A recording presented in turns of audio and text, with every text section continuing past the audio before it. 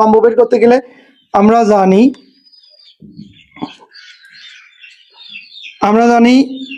পিথাগোরাসের সূত্র যদি আমরা ফেলি, যেহেতু আমাদের এসি দেওয়া আছে, অর্থাৎ অতিভুজ দেওয়া আছে, তাহলে অতিভুজটা আমরা একবারেই শেষে লিখবো। তাহলে আমাদের প্রথম হচ্ছে লম্ব মানে এসি স্কোয়ার, তারপরে ভূমি বিসি স্কোয়ার, আর অতিভুজ আছে কি এ বি স্কোয়ার। অতিভুজের মান আমি আবার বলি, অতিভুজের মানটা যদি দেওয়া থাকে তাহলে আমরা ইকুয়ালের পরে অর্থাৎ শেষে লিখবো।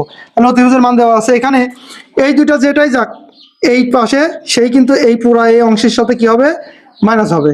তাহলে আমরা দেখি যে এখানে আমাদের এসির মানটা নাই, A C square equal A B square. এখন এটা এই পাশে ধনাত্মক অর্থাৎ প্লাস আছে, ওই পাশে কি হবে মাইনাস বি সি স্কোয়ার। এখন মান যদি আমরা বসাই এ সি স্কোয়ার, তাহলে সমান সমান এ বি স্কোয়ার কত 13 আর বি সি 12।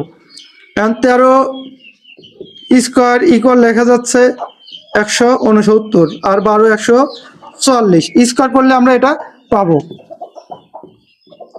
এখানে এই স্কোয়ার ওই পাশে যায় কি হবে রুট, তাহলে এটা যদি আমরা বাদ দিই এখান থেকে, অর্থাৎ 4 থেকে 9 এটা বাদ দিলে হবে 5 4 6, তাহলে কত হবে 2, এই 1 1 মিলে গেল, তাহলে আমাদের 25। সুতরাং এসি এর মান হবে 5। এখন এটার মান হবে 5 সেন্টিমিটার। আমাদের এই ত্রিভুজের সম্পূর্ণ 3টা বাহুর দৈর্ঘ্য আমরা কিন্তু পেয়ে গেছি। কারণ এই 3টা বাহুতেই কিন্তু আমরা যে কোনো অনুপাত, 6টা অনুপাত আছে, ত্রিকোণমিতিক অনুপাত আছে 6টা, তাহলে যে কোনটা আমরা মান বের করতে পারবো। এখানে আমাদের চাইছে প্রথমত সাইন থেটা, থেটা মানে এটা, তাহলে সাইন থেটা যদি এরকম হয় আমরা বলতে পারি সাইন মানে লম্ব অতিভুজ, সাগরের লবণতি থেকে আমরা জানি কি লম্ব অতিভুজ, লম্ব এসি অতিভুজ হচ্ছে এ বি। সেক্ষেত্রে আমাদের এর মান আছে 5/13। এরপর আছে কি কস থেটা, কবরে ভূততি, কবর বলতে কস, ভূ মানে ভূমি, আর অতি বলতে অতিভুজ মানে এ বি। তাহলে এখন ভূমি আছে 12 আর এটা আছে 13। আরেকটা আছে কি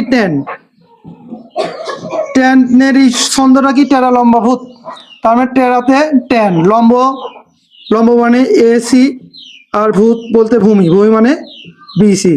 তাহলে এটা ট্যানের মান আসবে, ট্যানের এটা আসবে, অনুপাত আসবে কত 5/12। তো আশা করি অঙ্কটা বুঝতে পারছো।